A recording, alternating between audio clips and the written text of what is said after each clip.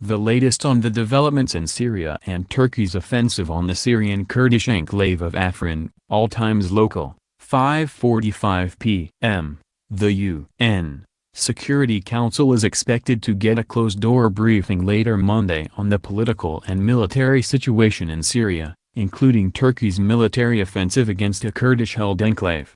France asked for a meeting and Sweden's UN Ambassador Olof Skog told reporters his government supports a briefing about the latest military escalations, including the Turkish attacks. Skog said, "We are worried about any military escalation, and the Turkish attacks are a good opportunity for the Council to move away from discussing country by country and looking at more regional evolutions and developments." The Council is expected to hear from Under-Secretary General for Political Affairs Jeffrey Feltman as well as UN Humanitarian Chief Mark Lowcock, who visited Syria recently. Skog urged implementation of Council resolutions demanding unhindered humanitarian access so the UN is able to operate fully in the disastrous humanitarian situations across Syria. 5:30 p.m.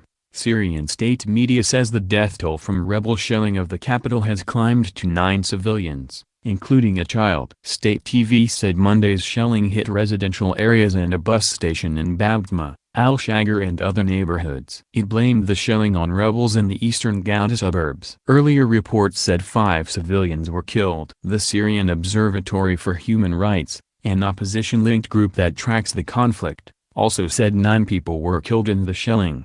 Government forces have surrounded eastern Ghouta, the last rebel stronghold near the capital, and regularly target it with shelling and airstrikes. The UN says some 400,000 civilians are trapped in eastern Ghouta with little or no access to basic services or aid. 4:45 p.m. The United States is accusing Russia of costing innocent Syrian lives amid new reports of a suspected chemical attack in Syria. Activists and rescue teams say the Syrian government launched an attack with suspected poisonous gas that affected nearly 20 civilians in a rebel-held suburb near Damascus. U.S. State Department spokeswoman Heather Nauert says Moscow's unwillingness or inability to restrain the Assad regime is costing innocent Syrian lives. She says the United States has tried to hold responsible those using chemical weapons in attacks that have killed far too many Syrians. Nauert is blaming Russia for thwarting efforts at the UN to protect those civilian lives. She's calling on Russia to bring Syrian President Bashar Assad's government to the table for talks on a political resolution to the civil war. 4:30 p.m. Syrian state TV says shelling from rebel-held areas has killed at least 5 civilians and wounded more than 8 in the capital, Damascus. State television, citing a police statement, says Monday's shelling struck the Babtma and Al-Shagar neighborhoods. It blamed the shelling on rebels in the eastern Ghouta suburbs. Government forces have surrounded eastern Ghouta, the last rebel stronghold near the capital, and regularly target it with shelling and airstrikes. The UN says some 400,000 civilians are trapped in eastern Ghouta with little to no access to basic services or aid. 4:20 p.m.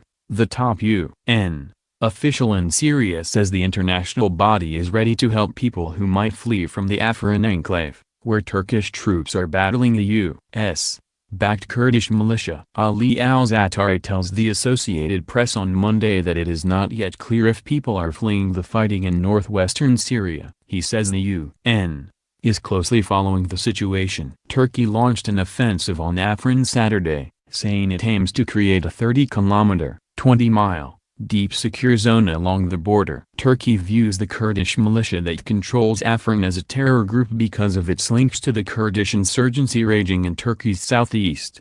The same Kurdish militia forms the backbone of the Syrian Democratic Forces, the main U.S.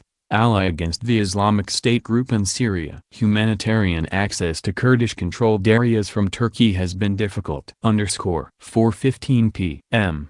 A Kurdish news agency says Turkey's military is targeting Kurdish forces in eastern Syria, hundreds of miles from its main offensive against the Afrin enclave. The Kurdish Hawar news agency said Kurdish fighters returned cross-border fire in the northeastern Hasakeh province, a predominantly Kurdish area bordering Iraq.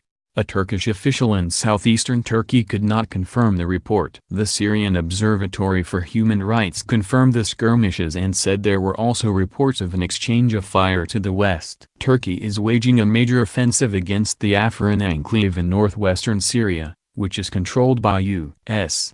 allied Kurdish forces. Turkey views the Kurdish fighters as an extension of the Kurdish insurgency in its southeast. The private Turkish news agency says Kurdish militants fired on soldiers in Ceylanpınar, bordering eastern Syria. Turkish forces responded with artillery, and an announcement to stay indoors was aired over municipality speakers. 4 p.m. Turkey's president has said his country will not take a step back from its military operation on an enclave in northern Syria controlled by U.S. allied Kurdish fighters. Speaking in Ankara on Monday, the third day of the operation, President Recep Tayyip Erdogan said Turkey's fundamental goal is ensuring national security, preserving Syria's territorial integrity and protecting the Syrian people. He said, "We discussed this with our Russian friends and we have an agreement." Erdogan slammed the United States for working with Syrian Kurdish forces instead of Turkey in combating the Islamic State group. The operation's aim, according to Erdogan, is not to occupy any part of Syria but rather to conquer hearts. Once Afrin and Idlib to the west are secured, Erdogan said hundreds of thousands of Syrians could return to their homes. Erdogan said, "The Afrin operation will end when it reaches its goals." 1:45 p.m. Syrian activists and rescue teams say the Syrian government has launched an attack with suspected poisonous gas that has affected nearly 20 civilians in a rebel-held suburb near the capital, Damascus. The team of first responders known as White Helmets, or Syrian Civil Defense, says the attack hit a neighborhood in the Doma district early on Monday. It says the rescuers evacuated more than 20 civilians, most of them women and children from the area, which they say was hit with suspected chlorine attack. The Gouda Media Center, an activist-operated media, also claims the attack involved chlorine gas. Activists say a foul smell followed a series of bombings that hit the Doma neighborhood. Such claims are not new, but they are difficult to verify because of lack of chemical labs and independent testers. A UN inquiry panel had previously blamed the government for a number of chlorine and sarin attacks in Syria. The eastern Ghouta suburb of Damascus has been under intensive attack, and the UN says government forces are holding 400,000 people under siege there. 12:30 p.m. Russia is accusing the United States of fomenting separatism in the Kurdish enclave in Syria that has come under attack by Turkey over the weekend. Russian Foreign Minister Sergei Lavrov said on Monday that the fact that the United States has been discouraging the Kurds from dialogue with the Syrian government and fomenting separatist sentiment among them shows lack of understanding of the situation or a deliberate provocation. Lavrov said Moscow views the Kurds as an important party of talks on the future of a post-war Syria and that their voice should be heard. He, however, called on all parties in the ongoing conflict to Syria's sovereignty and territorial integrity. Turkey on Saturday launched an offensive aimed at ousting the U.S.-backed Kurdish militia from the enclave of Afrin, heightening tensions in the Syrian conflict and threatening to further strain ties between NATO allies Turkey and the U.S. 10:30 a.m. Syria's Kurdish militia says it has repelled Turkish troops and their allies from villages they seized during the Turkey-backed offensive against the enclave. The Syrian Observatory for Human Rights said on Monday that the U.S.-backed Kurdish militia has waged a ferocious counteroffensive, repelling Turkish troops and allied Syrian fighters from two villages they briefly captured.